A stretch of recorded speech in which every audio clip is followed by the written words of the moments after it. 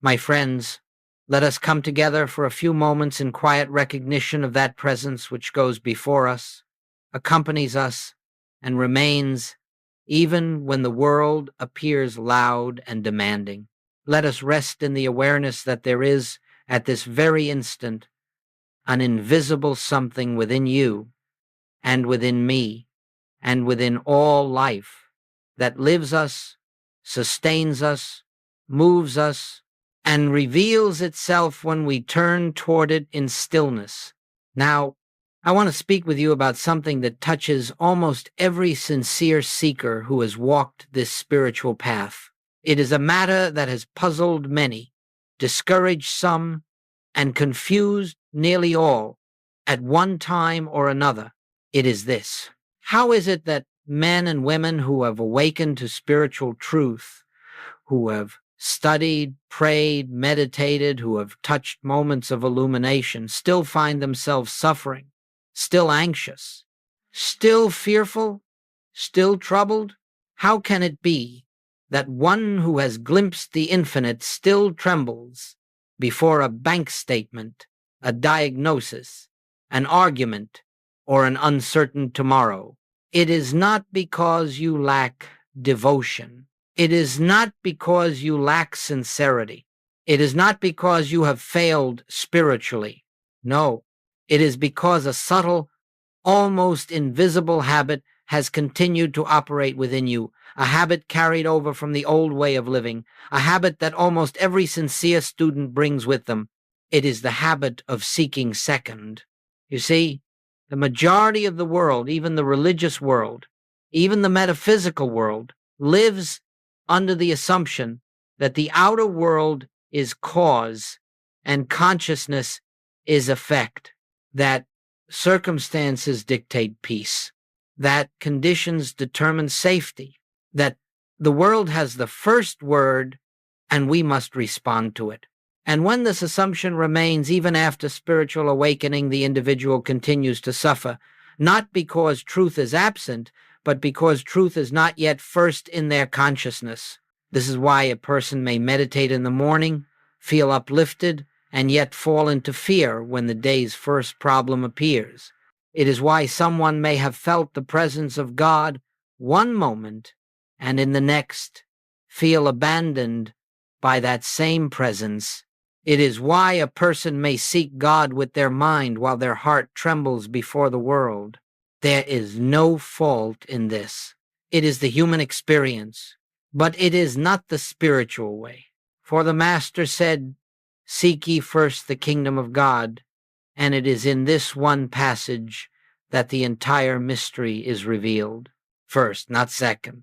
First, not after the fear is felt. First, not after the problem is analyzed. First, not after the mind has exhausted itself with planning, defending, resisting, or worrying.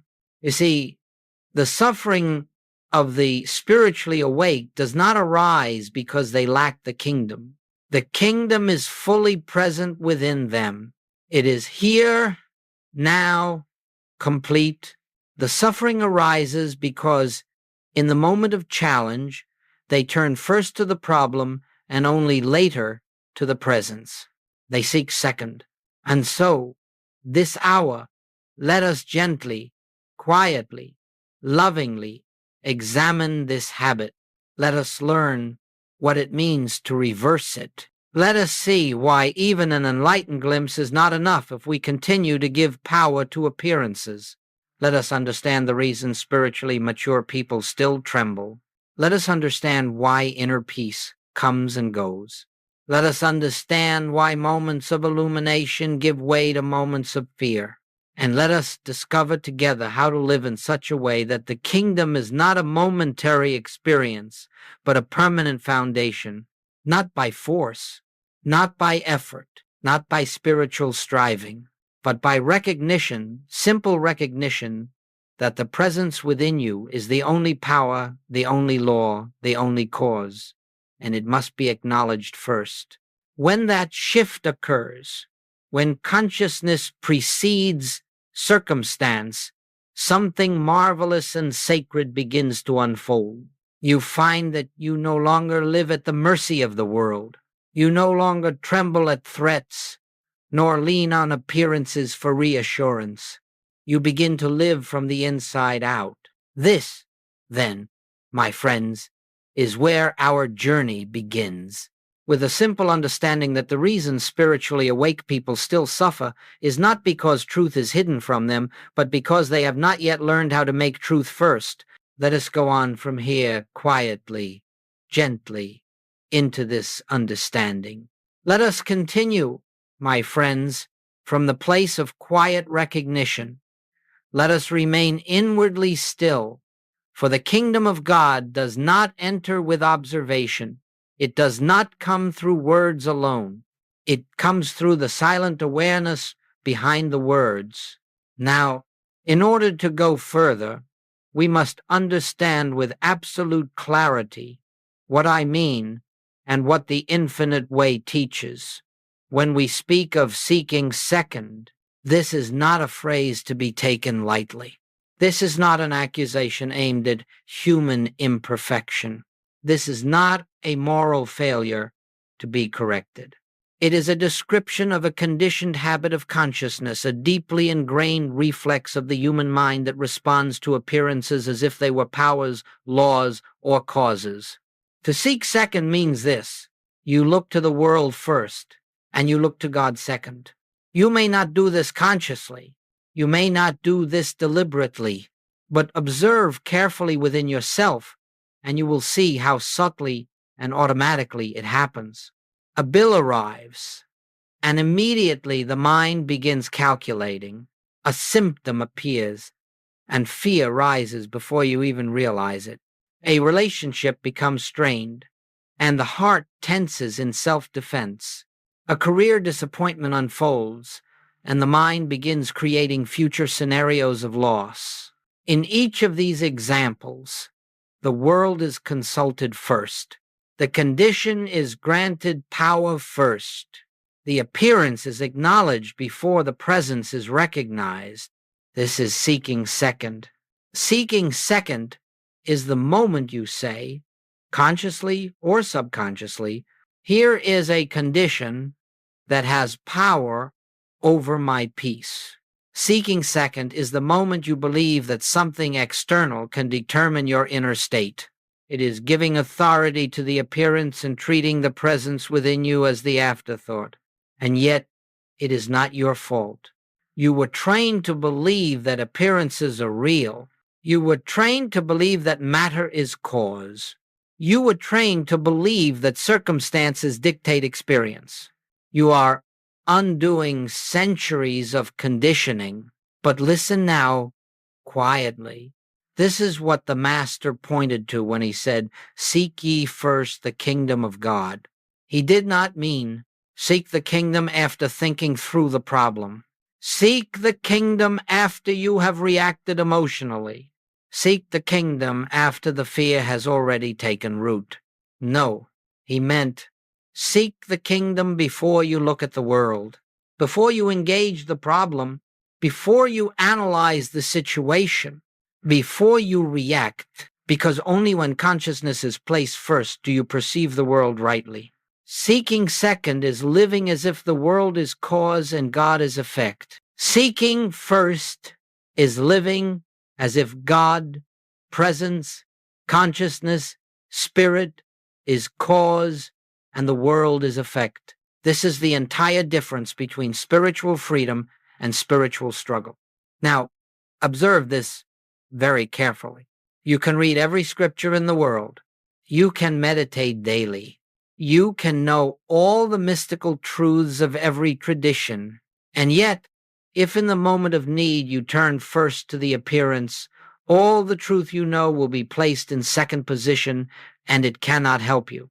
Truth must be first in your consciousness to become effective. It is not enough to know truth. It must be recognized before the mind engages the problem. This is why a person may say, "I know God is with me," and yet tremble before a doctor's report. They know truth intellectually, but they seek it second experientially. A person may say, I know supply is infinite, and yet go into panic when money appears limited. They believe truth conceptually, but they look first to the bank account as their God. This is why spiritually awakened people still suffer. Not because they lack truth, but because truth is placed second. My friends, this is the great realization. Seeking second is the only remaining cause of suffering for the spiritually awakened. Seeking first is the doorway out of it. Let this settle into your heart gently. Let it illuminate something in you. Let it reveal where, in your own life, appearances still occupy the first position in your consciousness. We will explore next why this habit persists, even after profound awakenings, deep insights, and genuine spiritual devotion. Let us continue in the stillness that is gathered here, for only in stillness can we discern the subtle movements of the inner life.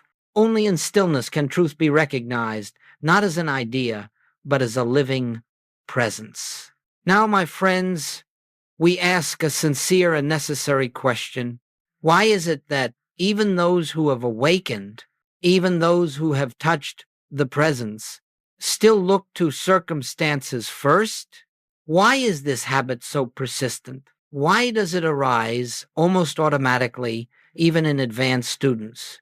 The reason is simple yet profound. You have spent a lifetime, indeed, many lifetimes, trained to believe the outer world is the authority.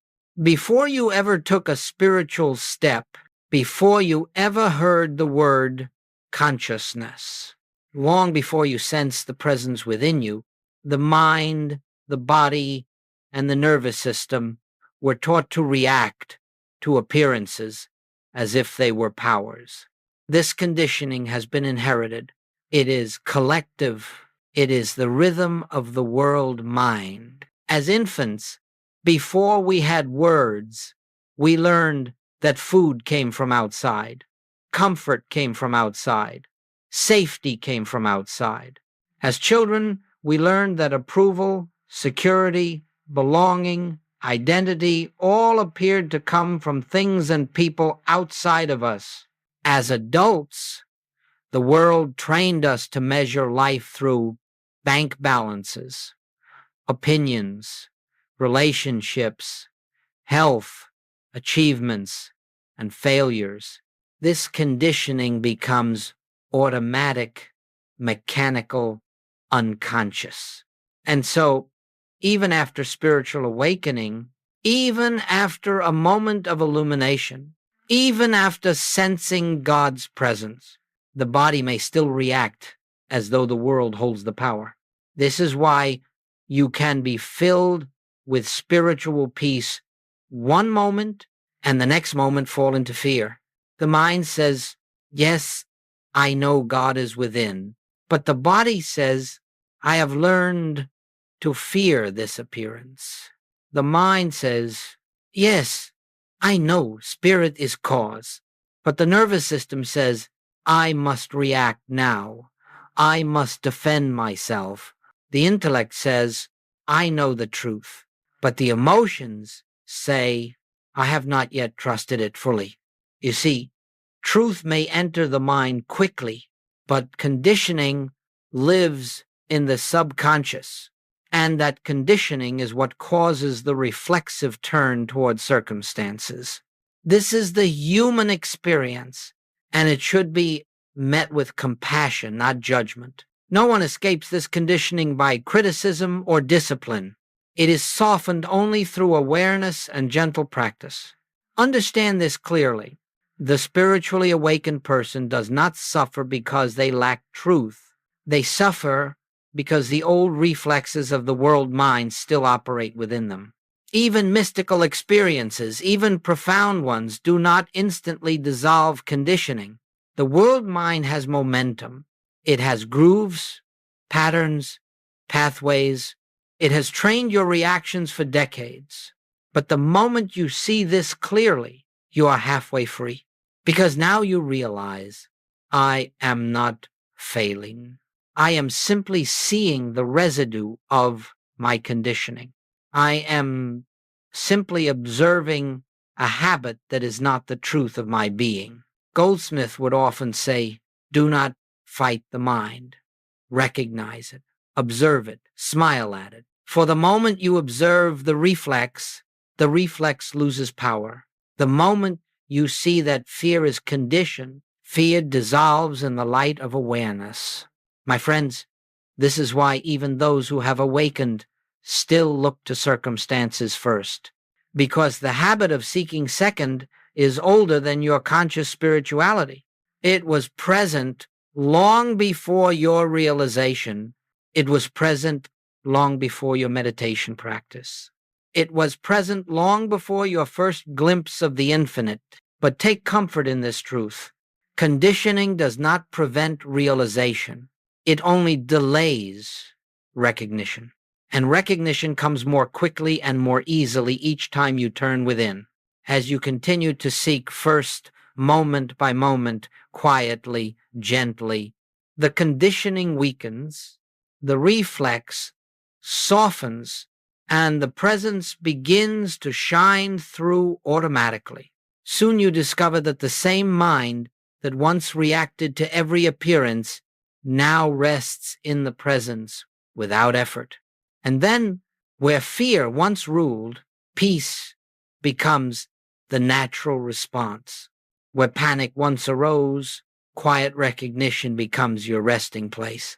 Where the world once dictated your inner state, spirit becomes the only authority. This is the beginning of freedom. Let us continue now, remaining in that gentle awareness of the presence that accompanies us. Let us allow the mind to become soft, the breath unforced, the heart unguarded, so that the truth may reveal itself without strain. In this moment, we begin to understand something essential. Suffering is not caused by the conditions of the world. Suffering is caused by giving those conditions power. The world does not create your fear. Your belief about the world creates your fear. Now we look deeply at this mechanism, not intellectually, but spiritually, so that you may see clearly why seeking second leads directly to suffering. My friends, the moment you look to the outer world first, the moment you believe a circumstance possesses power, you have begun the process of fear. Not because the circumstance is dangerous, but because you have placed your safety outside yourself. You have said, silently, this condition has the power to affect me. This situation has the power to harm me. This appearance has authority over my peace.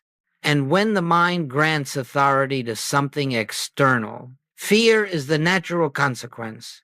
Fear begins the moment you forget that the presence within you is the only power that exists. Let us take an example.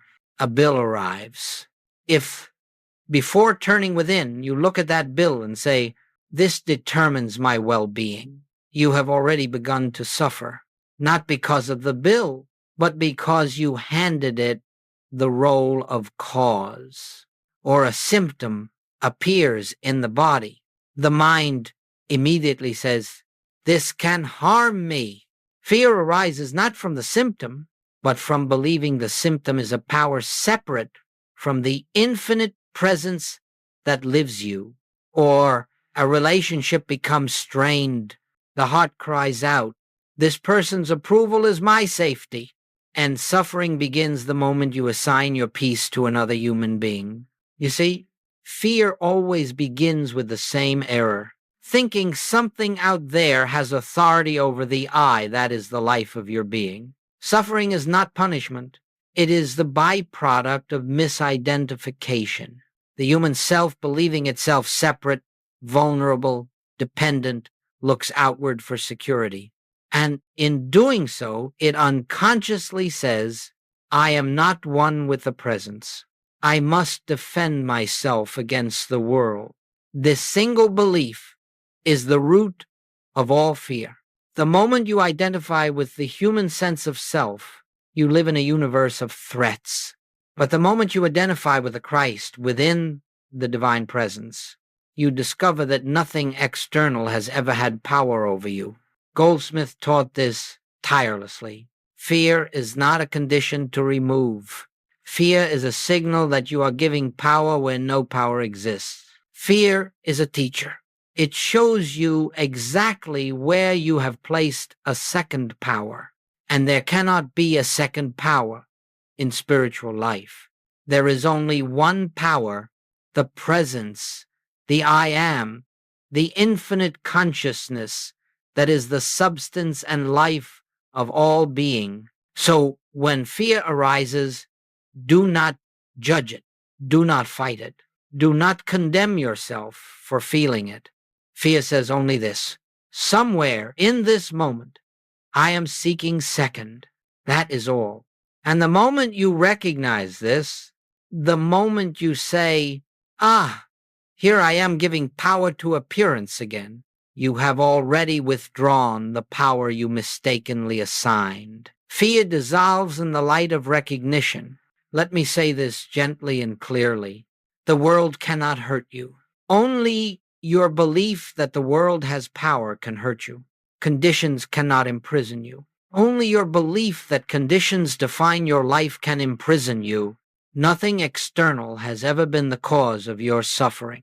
It is the belief in separation from the presence that creates the illusion of suffering. This is why suffering persists even in spiritually advanced people, because the belief in a second power persists. Once you see the mechanism clearly that fear arises whenever you place the world before consciousness, you are no longer captive to it.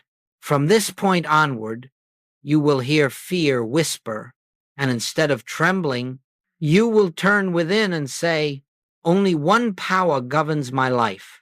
Only one presence animates my being. Nothing external can add to me or take from me. I seek first the kingdom. And in that recognition, fear loosens its grip, peace returns, and the inner kingdom reveals itself silently, gracefully, naturally. For fear exists only in the belief that something outside the one can threaten the one, and that is impossible. Let us continue now, gently, as if we were sitting together in the quiet of early morning when thought is slow, when the heart is receptive, when the presence is near enough to touch. We have spoken of seeking second, we have spoken of the reflexive turn toward appearances, and we have seen why suffering follows. Now we come to the great reversal, the turning point of the spiritual life, the moment in which you begin to make the inner reality your first impulse, your first recognition, your first resting place. My friends, if you understand this one principle and live it, your entire experience of life will begin to shift. To seek first the kingdom means, before you look at the problem, you return to the presence. Before you speak, you turn within. Before you react, you pause. Before you plan, you become still. Before you let the appearance define your state, you recognize the infinite as the source and substance of your being. This is not a technique. It is not an affirmation. It is not a mantra. It is a movement of attention, a quiet turning from the world to the truth at the center of your being. Let us make this very practical. Imagine you wake in the morning, before you check your messages, before you search for the day's demands, before the mind begins its usual race. You pause and you acknowledge silently where I am, God is. The presence goes before me. I and the Father are one, not as a repetition, but as an inner remembering. This one moment shifts the entire foundation of your day. Or suppose a bill arrives, and the mind, trained by years of conditioning, rushes forward in fear. Instead of engaging that reflex, you pause. You turn within. You recognize the infinite, and only then do you look at the bill. For now, you are seeing it from the standpoint of the presence, not from the standpoint of the world mind, or a symptom appears in the body. Before fear floods in, before you assign meaning to the sensation, you pause. You become aware of the stillness. You touch, even briefly, the truth that spirit is the life of your being. And from that recognition, you proceed. Or someone speaks harshly, and the old habit is to defend, to react, to strike back emotionally. But instead of reacting instantly, you take that sacred pause, you turn inward, you remember the presence within you and the presence within them. And from that foundation, a gentler response arises. This simple turning is the entire secret. Seeking first the kingdom is not an event. It is a habit of consciousness, a new reflex, a new default. It is learning the holy art of pausing before the world can claim your attention. This reversal, this turning of priorities cannot be forced. It grows naturally the way a flower turns toward the sun. The more you do it, the more effortless it becomes. Now listen closely. When you seek first the kingdom, you are not trying to make the presence change the condition. You are not trying to attract a better outcome. You are not using God to alter the world. You are simply reestablishing your true standpoint, the standpoint from which you can see correctly. Once you are standing in the inner truth, the outer world rearranges itself automatically without your manipulation, without strain, without willpower. Life flows differently when it is lived from the inside out. And so I say to you gently, as I have said to thousands before you, practice the pause, practice the turning, practice the inward glance before the outward response. You need not do this perfectly. You need only do it sincerely. Even a moment of recognition is powerful enough to shift the trajectory of an entire situation. Even a breath of remembrance is enough to dissolve fear. Even the lightest touch of the presence is enough to weaken the grip of appearances. Over time, this turning becomes natural, instinctive, unforced. And then you find yourself living in peace without trying to create peace. You find harmony unfolding without chasing harmony. You find solutions appearing without seeking solutions. You discover that the kingdom you sought was never absent. It awaited only this gentle reversal, this new ordering of priorities in which consciousness, not circumstance, becomes first. This is the essence of the spiritual life. This is the pathway to freedom. This is the great reversal. Let us continue now, my friends, with a deep breath into the silence that already surrounds us. For in the silence, we touch the dimension of life that is untouched by circumstance, untouched by fear, untouched by the noise of the world. In this hour, we come to a principle of profound importance, one that stands at the heart of the infinite way, and one that every sincere seeker must eventually understand: the practice of non-reaction. Now, when I use that phrase, I do not mean suppression.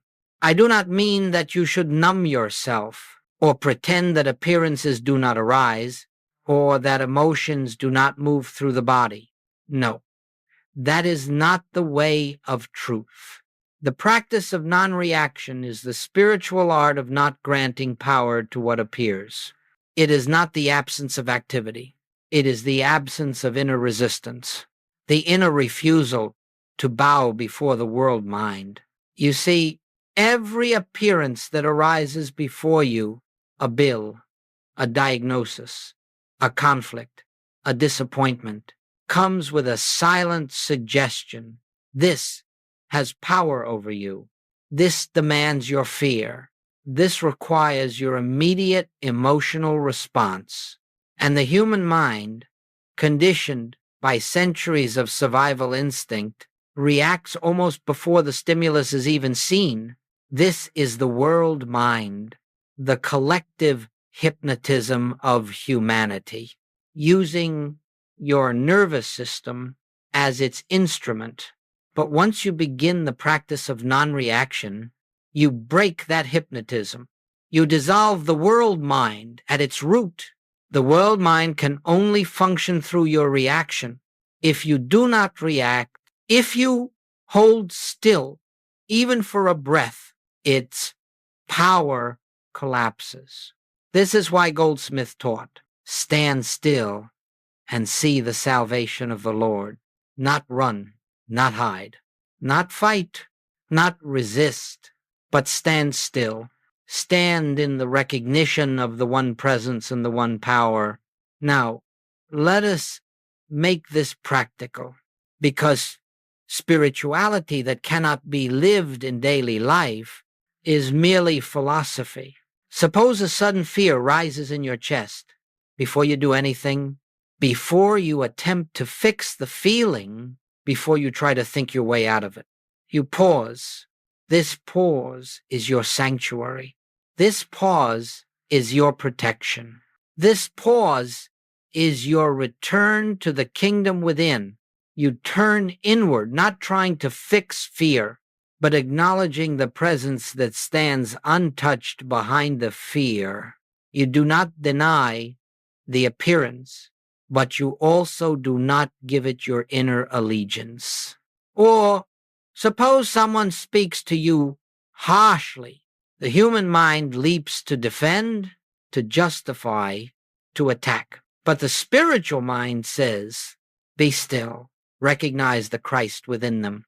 Recognize the Christ within yourself. And so you pause, you soften inwardly, you refuse to accept the world mind's invitation to join the conflict. Then, from that stillness, your response, if one is needed, arises not from fear, but from presence. Or imagine you receive difficult news. Again, the old reflex tries to rush into panic, but you pause and you remember, there is no power apart from the presence within me. This appearance is not cause, it is effect. Cause is here where I am. You breathe, you wait, you let the panic dissolve in its own time. You stand in the truth. This is non-reaction. It is not passivity. It is not resignation. It is spiritual clarity. For when you do not react to appearances, you are no longer enslaved by them.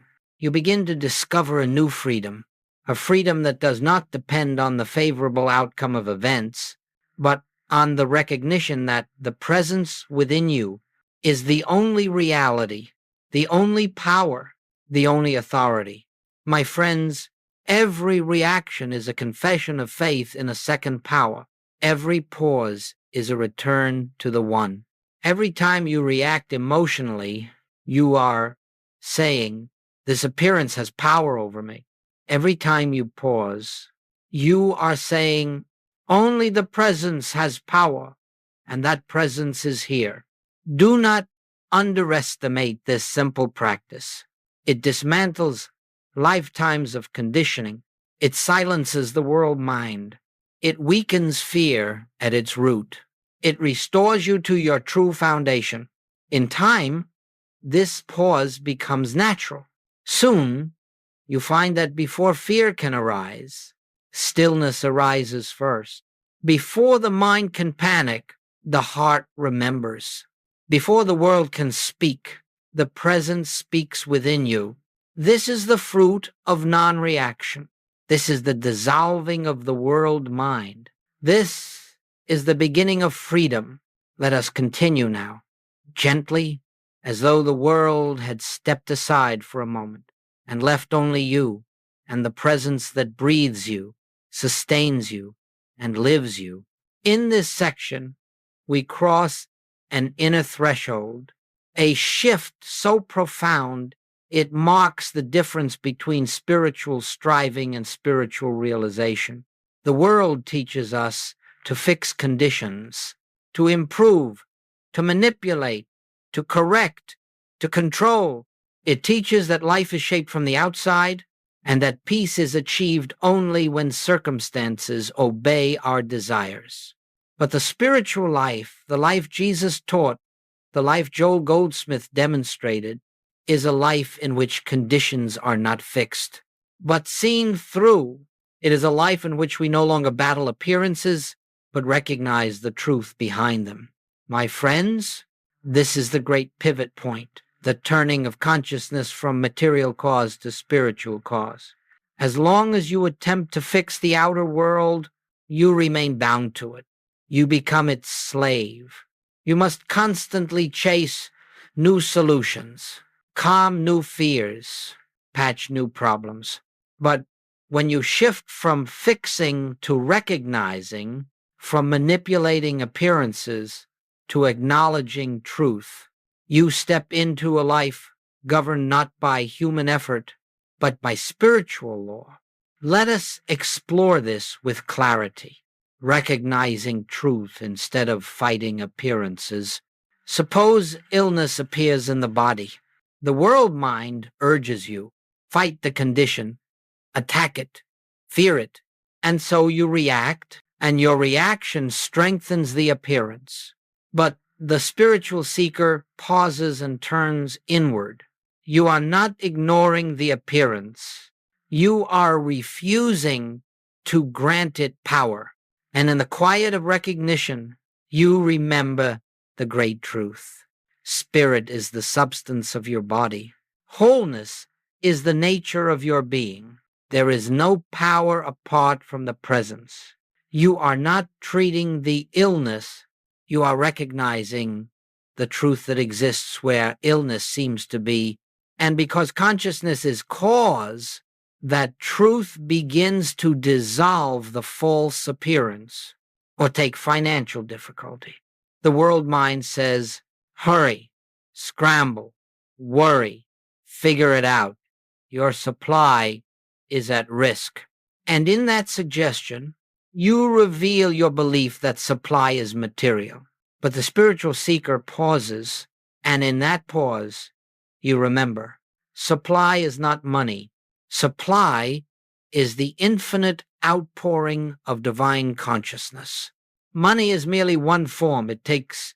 You are not treating the financial condition.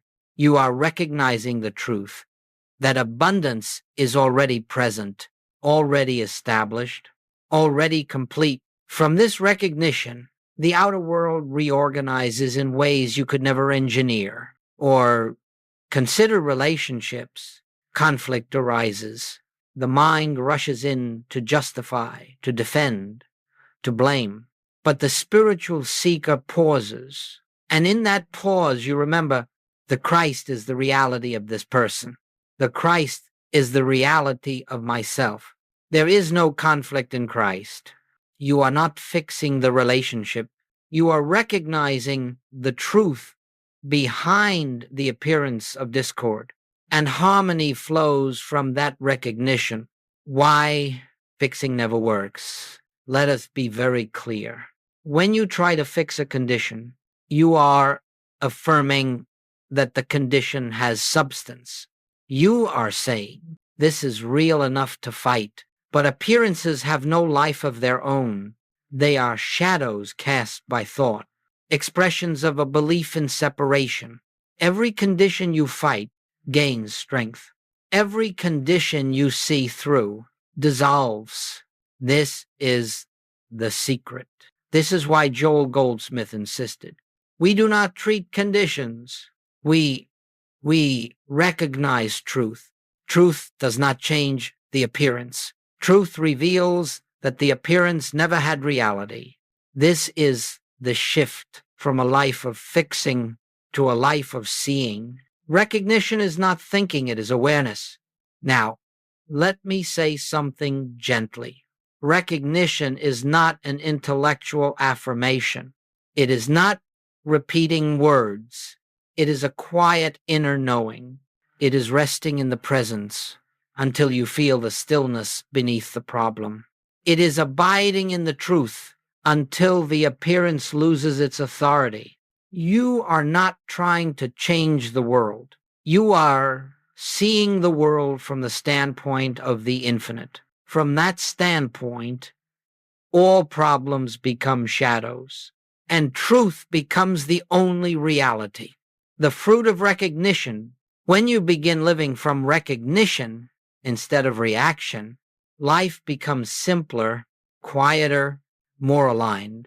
You find yourself acting without urgency, responding without fear, making decisions without anxiety, moving through life from the inside out. And conditions begin to change without your effort because they are no longer fueled by belief. This is the beginning of spiritual mastery. Not mastery over the world, but mastery over illusion. You no longer live to fix appearances. You live to abide in truth. And truth becomes the shaping power of your life. This is the shift that Jesus demonstrated. This is the shift Joel Goldsmith lived. This is the shift now awakening in you. Let us continue, my friends, in the same stillness that has accompanied us through this journey. Let the mind grow quiet now. Let the body rest. Let the heart soften. For what we enter here is not merely an idea, but a way of life, a way of being, a way of living from a dimension beyond human effort. The world teaches us to live by effort, to strive, to struggle, to plan, to push, to force outcomes through will and labor. The world says, your life is only as secure as your ability to fight for it. And so humanity lives in exhaustion, spiritually tired, mentally burdened, physically strained, trying to make life conform to desire through effort. But in the spiritual life, in the life Jesus demonstrated and Joel Goldsmith embodied, there is another way, a way called grace. Grace is not reward. Grace is not divine favoritism. Grace is not something dispensed from above. Grace is the natural activity of the One Presence. When the human self stops resisting, stops manipulating, stops trying to live life by personal will. Grace is what flows when you stop trying to control life and begin trusting the infinite intelligence that already governs all. Let us explore this deeply. Grace is the activity of divine consciousness. You are not here to manage the universe. You are not here to manipulate people, to wrestle circumstances into alignment, to force your life into shape. You are here to awaken to the presence that lives you, and to let that presence express itself as harmony, peace, and unfoldment. Grace is simply this: God living its own life as you without your interference. Human effort interferes. It says, I must fix this. Grace whispers, be still. It is already done. Human effort says, I must reach my goals. Grace says, your path is unfolding perfectly. Human effort says, I must protect myself. Grace says, there is no power apart from the presence. Human effort says, I must make things happen. Grace says, allow what is already moving through consciousness to appear. The shift from effort to grace is the shift from separation to oneness, the end of personal will. Listen carefully now. As long as you believe you are a separate self, a little human mind navigating a dangerous world, you will live by effort. Effort belongs to the sense of separation. But the moment you recognize I and the Father are one, effort dissolves naturally. In that recognition, you do not become passive. You become aligned. Your actions no longer come from fear, but from inner guidance. Your decisions no longer come from force, but from quiet knowing. Your steps no longer come from anxiety, but from the rhythm of the infinite moving through you, where human will once led grace now flows. Examples of living by grace. Let us bring this into lived experience. A business challenge arises. The old habit is to scramble, strategize, tighten, fear, but grace begins with inner stillness. You turn within, you acknowledge the presence, and from that recognition, an idea arises, one you did not force, one you did not strain to produce. That idea is grace in action, or a relationship enters conflict. The old habit is to defend, argue, resist, but grace begins with non-reaction. You turn within, you feel the stillness beneath the emotion, and from that stillness, words arise, soft, clear, healing. Those words are grace in action, or the body presents a condition. Human effort rushes to fear and control, but grace begins with recognition. You turn within and acknowledge. Spirit is the life of my being. Wholeness is my reality. You do not try to heal the body. You simply stop interfering with the wholeness already present. The improvement that follows is grace revealing itself. Grace produces what effort cannot. Grace does what human effort never could. Effort tries to build your life. Grace expresses the life that already exists within you. Effort tries to achieve peace. Grace is peace. Effort tries to manifest abundance. Grace is the flow of infinite supply. Effort seeks healing. Grace reveals that wholeness has never been absent. You see, my friends, effort belongs to the realm of fear. Grace belongs to the realm of truth. As long as you strive, you affirm lack. As long as you struggle, you affirm separation. As long as you force outcomes, you deny the presence. Grace requires only one thing. Stop trying to live life through the human mind and let the divine live its life through you. That is the essence of seeking first the kingdom. You are not seeking solutions. You are seeking the presence. And once the presence is realized, solutions flow without struggle. The inner feeling of grace. You will know when you begin living by grace, for your life will take on a new texture. You feel carried, not burdened. You feel guided, not confused. You feel supported, not alone. You feel at peace, even before conditions change. You feel a quiet confidence without any visible reason. This is not imagination. This is not wishful thinking. This is the unmistakable movement of grace. Grace becomes the atmosphere in which your life unfolds. And the more you seek the kingdom within, the more grace governs the kingdom without. This is the life intended for you. Not a life of effort, but a life of flow. Not a life of fear, but a life of trust. Not a life of striving, but a life of spiritual unfolding. Grace is not something to achieve. Grace is something to stop resisting. Let yourself be carried. Let yourself be guided. Let yourself rest in the infinite.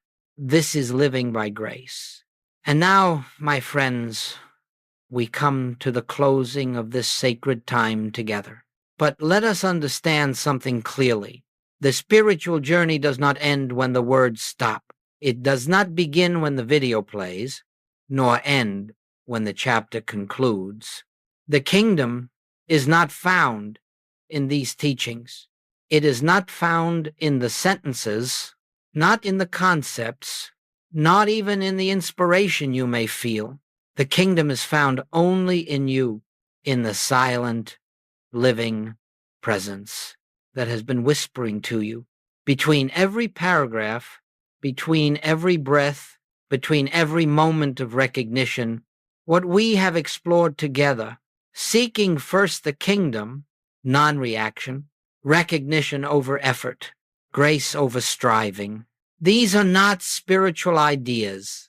They are invitations, invitations to return again and again to the inner sanctuary that has never left you.